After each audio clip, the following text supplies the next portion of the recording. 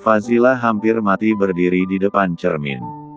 Pantulan wajah Haura yang syok berat tak dapat dielakkan lagi. Haura. Fazila menelan ludah. Haura gemetar. Kakinya tiba-tiba kesemutan. Namun, dia mencoba untuk berkomunikasi dengan normal pada Fazila. Apa yang aku lihat sekarang nggak salah kan? Haura mendekat. Ini Mbak Faskan. Suaranya bergetar dan mata berkaca-kaca. Bibir Fazila menggigil diterpa cairan mata yang terasa asin dan getir. Ia terpaksa mengangguk. Fazila memeluk Haura. Maafkan kakak, Ra. Kakak terpaksa menyembunyikan diri selama ini. Haura membalas pelukan itu. Tapi kenapa kak? Kalau Kafka tahu yang sebenarnya dia bisa saja membunuh kakak dan darah dagingnya. Itu nggak mungkin, Kak Kafka nggak setega itu buat melakukan hal yang dilarang sama Allah. Fazila melepas pelukan itu. Memegang kedua sisi wajah Haura. Ra, kakak mohon. Dia sampai berlutut. Kakak nggak mau masalah baru muncul. Haura mengangkat Fazila kembali. Jangan begini kak, aku tahu Kak Kafka nggak akan mampu bunuh orang. 4 tahun lalu kakak dengar sendiri Ra, dia yang membuat mobil kakak kecelakaan. Dia juga yang mau melenyapkan kandungan itu. Haura membeku. Dia masih tidak percaya, tapi melihat mimik kesungguhan lewat derai air mata Fazila, dia jadi merasa tak tega. Kakak nggak bisa percaya dengan keadaan sekarang. Apalagi Ratna sudah tahu yang sebenarnya. Mama kamu juga tahu. Apa? Haura membesarkan mata. Jadi, Mama juga sudah tahu Kak Fas masih hidup. Iya Ra. Cuma Kafka yang masih nggak tahu dan dia juga belum tahu kalau Ratna selama ini pakai guna-guna buat dapetin dia. Jadi kakak udah tahu kalau Mbak Ratna pakai guna-guna. Fazila mangut-mangut. Sekarang ini kamu harus menyelamatkan kakakmu, walaupun dia tidak suka dengan kami, tapi saat kami pergi nanti dia sudah berada di jalan Allah. Kakak mau kemana lagi? Kalian sudah kembali. Kenapa harus pergi lagi? Haura menggenggam tangan Fazila. Fazila tertunduk sejenak. Setelah Wildan sembuh, kakak akan membawa anak-anak pergi dari sini. Haura sekali lagi memeluk Fazila. Maafkan keluargaku ya kak, pasti selama ini hidup kakak berat karena Kak Ratna dan Kak Kafka. Wanita bercadar itu menatap Fazila. Aku ikhlas kalau Mas Agam menikah dengan kakak. Fazila menggelengkan kepala. Kami tidak ada niatan sama sekali untuk menikah Ra. Kamu jangan salah paham. Tapi kak, aku merasa bersalah dan bertanggung jawab karena perbuatan Kak Kafka. Kakak menderita dan sekarang kakak jadi asisten pribadinya pula. Apa kakak nggak tersiksa? Jelas sekali Fazila tersiksa. Setiap hari harus menghadapi suasana hati Kafka yang seperti cuaca di negara 4 musim. Insya Allah kakak ikhlas. Selama pengobatan Wildan berhasil, kakak akan pergi dari hidup dia selamanya. Haura dulu dekat sekali dengan Fazila. Aku jadi ingin menemui keponakanku, tapi aku benar-benar merasa bersalah kak. Boleh aku peluk sekali lagi? Fazila merentangkan tangan. Dia tahu Haura itu adalah gadis baik hati yang tidak perlu lagi diragukan ketulusan hatinya. Sementara itu Ratna yang pulang dengan wajah melepuh tidak bisa menemui siapapun. Ini pasti ulah Fazila. Ratna hampir memecahkan cermin yang ada di kamar mandi. Au! Tangan Ratna gemetar karena susuk yang ia pasang di wajah hampir rontok semua. Padahal susuk itu Ratna pasang dari dukun yang katanya berteman dengan jin kafir dari zaman Nabi Sulaiman. Sialan, aku harus ke tempat Mbah Ireng lagi. Cuma dengan pakai susuk ini orang bisa melihat aku cantik.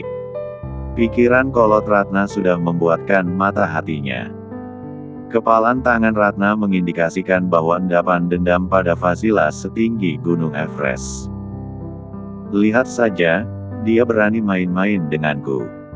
Aku akan buat dia disantet. Mbak Ireng pasti bisa bantuin aku. Ratna bahkan mual menengok wajahnya yang berlubang-lubang. Saat keluar dari kamar, Ratna menyambar ponsel. Duduk di tepi kasur putih. Aku harus memperingatkan dia. Kali ini aku nggak bisa diam lagi. Wanita itu merasa dirinya di atas angin sekarang karena Kafka nggak bisa diguna-guna lagi. Hati Ratna yang begitu keras dan panas itu mengetik pesan di ponsel dan mengirim pada Fazila.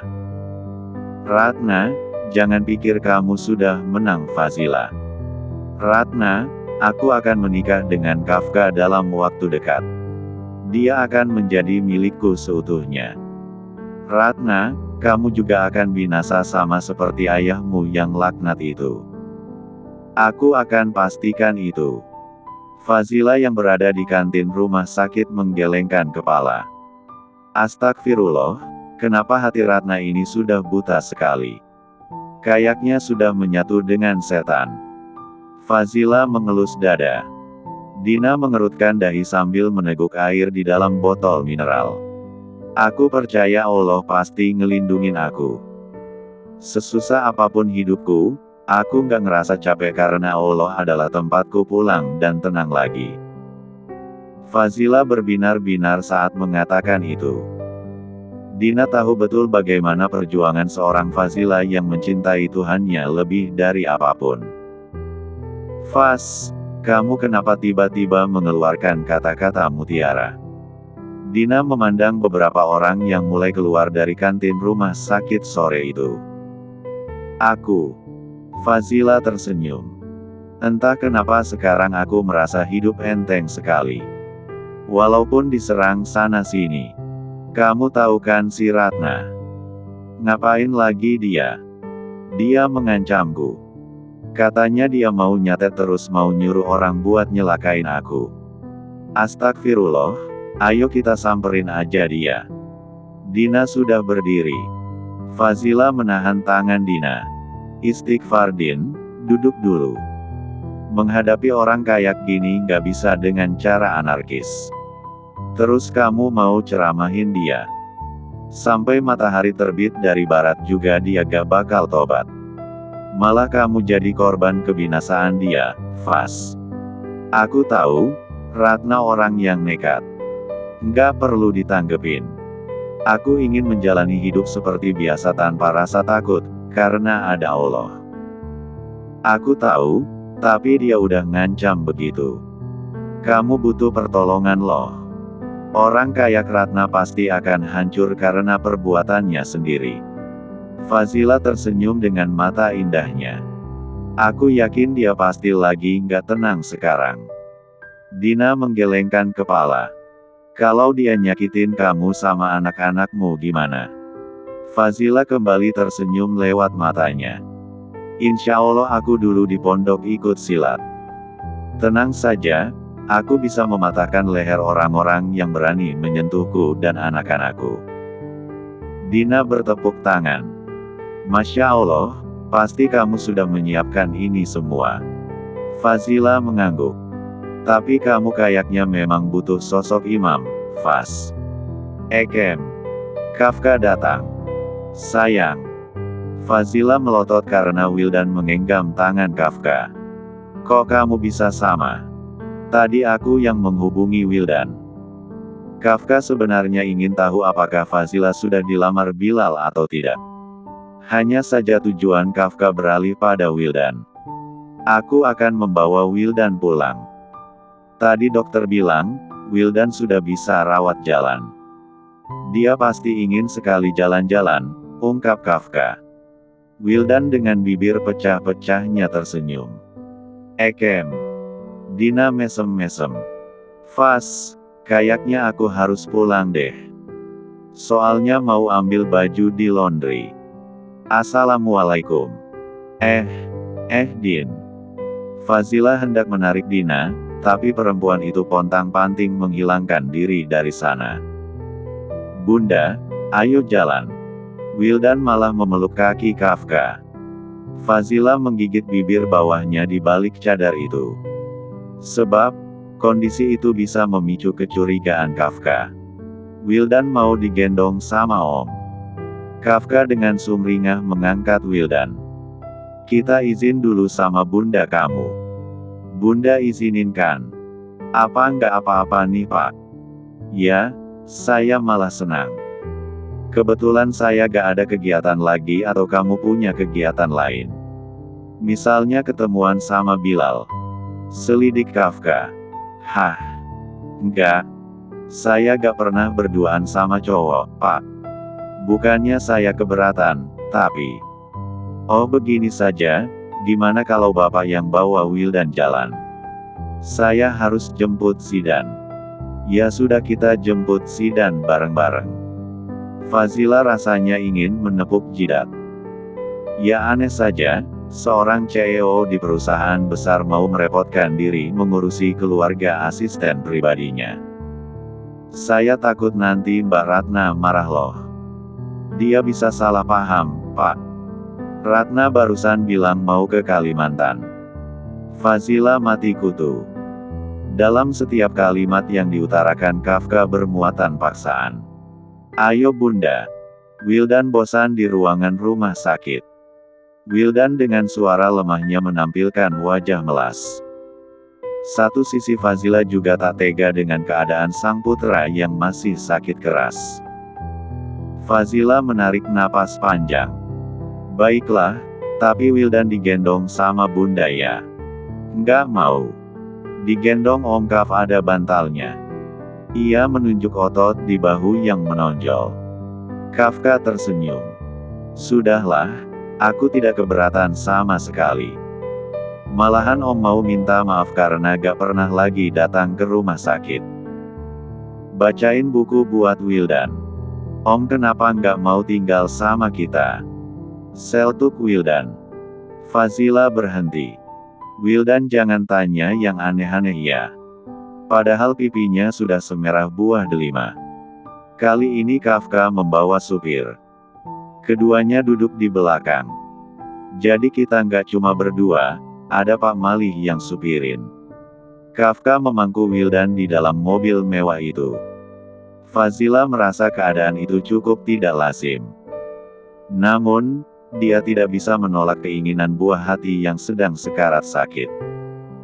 Saat di dalam mobil Kafka mengelus kepala Wildan. Apa kamu kesulitan untuk biaya pengobatan Wildan? Insya Allah saya masih punya tabungan kok Pak.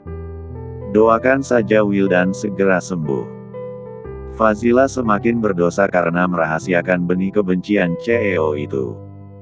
Kalau saja Kafka tahu dua anak kembar itu adalah benih kebenciannya dulu, bagaimana? Membayangkan saja bikin Fazila merinding. Ia tahu bagaimana Kafka saat mengamuk. Saat ini saja dia sudah gemetaran. Ketika mereka tiba di playground itu, Fazila dengan sigap menjemput Zidan. Hore ada Om ganteng. Zidan mengangkat tangan dengan cengiran yang memperlihatkan barisan gigi putihnya. Pikiran Fazila semakin berat. Dia tak tahu apa yang akan terjadi nanti. Sayang. Kafka merentangkan tangan. Ada sebuah keinginan terselubung dalam dirinya. Menginginkan sebuah keluarga sakinah. Hanya saja Kafka masih merasa ada keraguan yang begitu besar terhadap Ratna. Namun, dia saat ini dalam proses menimbang masa depan. Wildan. Zidan semakin sumringah karena saudara kembarnya yang sedang sakit ikut bersama mereka. Bunda, Bunda. Zidan duduk di pangkuan Kafka bersama Wildan. Zidan, sini duduk sama Bunda. Fazila tak tahu sejak kapan dua anaknya bisa lengket dengan ayah kandung mereka. Kalau ayah kandung mereka tahu, itu juga akan menjadi masalah besar. Ah, dilema sekali menjadi Fazila. Tapi Bunda harus janji. Pinta Zidan. Zidan jangan nakal. Fazila memaksa putranya. Bunda harus janji izinin Om Ganteng tinggal sama kita. Pinta Zidan. Astagfirullah, nak. Jangan begitu. Fazila makin gemetar. Kafka pula malah cengar-cengir mendengar permintaan nyeleneh dari anak-anak Fazila. Kalian mau Om tinggal sama Bunda? Kafka memancing mereka. Kedua putera Fazila itu mengangguk. Kalau Om Bilal yang tinggal sama kalian mau? Tanya Kafka lagi. Dahi Fazila berlipat. Kenapa jadi menyimpang ke arah Bilal? Tiba-tiba ponsel Fazila bunyi. Mas Bilal. Fazila menyipitkan mata. Kafka ingat betul saat Bilal mengutarakan niatnya untuk melamar Fazila. Jangan diangkat. Pinta Kafka. Iya kan anak-anak? Fazila masih termangu. Kafka yang merampasnya sendiri. Waktunya kamu menghabiskan momen jalan-jalan dengan dua putramu. Tapi Pak, kapan lagi kamu diajak CEO tampan sepertiku? Tapi kan Bapak sudah ada yang punya. Dek. Fazila menoleh ke arah lain. Merutuki mulutnya yang lancang. Om kita mau kemana sih? Tanya Zidan. Kita ke mall beli mainan, makan, dan main-main di sana. Kalian mau? Tanya Kafka dengan memandang dua putra kembar itu. Keduanya menganggukkan kepala. Fazila semakin tak tahu harus bagaimana memposisikan diri. Dia agak pelik dengan kelakuan Kafka. Terlalu dangkal juga berpikiran bahwa Kafka punya modus terselubung seperti mendekatinya karena suka. Fazila terus berhusnuzan. Om Kaf, terima kasih ya udah ajak Wildan jalan. Putra Fazila yang lemah itu tampak berbinar-binar matanya. Wildan baru pertama kali jalan ke tempat seperti ini. Fazila pula yang ingin meneteskan air mata. Keterbatasan di masa lalu membuat dia tak pernah memberi kemewahan kepada dua anaknya. Sini sayang. Kafka dengan suara lembutnya menggendong Wildan. Kita beli mainan yang Wildan suka dulu ya. Zidan mendongak. Dia tak mau melepaskan genggaman tangan Kafka. Fazila yang berjalan di belakang mereka tak kuat menahan debit air mata yang meronta ingin keluar. Bunda ke toilet dulu ya sayang. Fazila buru-buru ke sana untuk menumpahkan cairan haru biru dari netranya. Ibu mana yang kuat melihat dua anak kembarnya bersenang-senang dengan ayah kandung mereka. Namun, dia tidak bisa mengungkapkan kebenaran itu. Sebab kebenaran itu berpotensi membuat dua anak kembarnya tersakiti lebih parah. Fazila memukul dada untuk menguatkan diri. Lutut Fazila yang selembek agar-agar itu terpaksa terseok di tengah perjalanan menghampiri anak-anaknya. Bunda. Betapa melebarnya senyum Wildan yang sedang bermain motor-motoran di Timezone. Kafka menghampiri Fazila. Sementara Zidan sudah berani berkenalan dengan teman baru dan mengajak Wildan. Kenapa matamu merah dan bengkak? Hah? Fazila mengelap retinanya yang sangat basah. Terima kasih karena mau mengajak mereka, Pak. Semoga Bapak mendapatkan pahala yang berlimpah. Kamu kenapa jadi formal begini? Kafka mengeluarkan sapu tangan putih. Dek. Fazila terbelalak memandang sapu tangan putih yang ada rajutan bunga matahari di pinggirnya. Pakai ini untuk menghapus air matamu. Kafka tahu Fazila menangis bahagia dan entah kenapa dia senang menciptakan momen manis itu bersamanya. Tapi Pak. Fazila ingin sekali mempertanyakan sapu tangan waktu SMA yang susah payah ia buat untuk Kafka. Jelas itu mengejutkan sekali. Kafka masih menyimpan sapu tangan itu. Kenapa nggak diambil? Kafka menyipitkan mata. Apa nggak apa-apa nih Pak? Saya takut sapu tangan ini punya sejarah. Sapu tangan ini memang punya sejarah. Dia adalah bagian dari masa lalu yang menciptakan momen bahagia. Fazila mematung mendengar pernyataan Kafka. Apakah dia masih sepenting itu di masa lalu? Hanya saja sikap Kafka yang selama diguna-guna Ratna sudah mencederai perasaan Fazila. Dia tidak bisa luluh begitu saja seperti dulu. Ratna yang baru pulang dari Kalimantan. Setelah memperbarui susuk pemikat di wajah. Ketika tiba di bandara sore itu, dia mendapati pesan dari temannya. "Sialan, Anjeng," pekik Ratna. Dia sudah mulai berani ngajak Kafka jalan. Emosi Ratna sudah tidak bisa dikontrol lagi. Saat temannya mengirimkan gambar kebersamaan Kafka dan Fazila di mall. "Lihat saja, aku sudah tidak punya jalan lain. Kali ini aku harus benar-benar tidur dengan Kafka." Ratna memejamkan mata, menarik napas sedalam mungkin. Saat masuk ke dalam mobil taksi, Ratna menelepon Kafka. "Halo, sayang, malam ini temani aku ke klub ya. Ada klien aku yang mau ngomongin soal gaun pengantin impiannya. Tapi Rat, aku sudah nggak ke tempat begituan lagi. Kamu pergi sama asisten pribadi kamu bisa, giliran sama aku nggak bisa. Kamu udah berubah sekarang, Kaf." "Nggak gitu Rat. Aku..." Ratna langsung memadamkan ponsel. Dia menyilangkan tangan. Menghembuskan napas kesalnya. Tidak lama kemudian Kafka mengirimkan pesan. "Kafka, baiklah. Aku akan temani kamu buat ketemu sama klien kamu malam ini." Ratna tersenyum miring. "Malam ini kamu akan jadi milikku. Selamanya." Kafka terpaksa datang menjemput Ratna di malam itu. Dia mengenakan kemeja warna navy. "Sayang." Ratna tampil glamor dengan gaun backless warna merah. Punggungnya terekspos seksi. Kafka ingin menegur, tapi takut Ratna tersinggung. Namun, itu demi kebaikannya. "Kamu bilang mau pakai hijab. Bukannya waktu itu kamu udah pakai hijab? Kan masih proses sayang, sabar ya. Nggak mungkin juga ke klub malam pakai gamis terus pakai cadar pula," singgung Ratna. Kafka jadi semakin tidak respek dengan Ratna. Namun entah kenapa dia masih mempertahankan hubungan yang bisa dibilang toksik. Ketika mereka tiba di klub malam, Ratna sudah bermain mata dengan orang bayarannya. "Sayang, kita singgah minum dulu ya.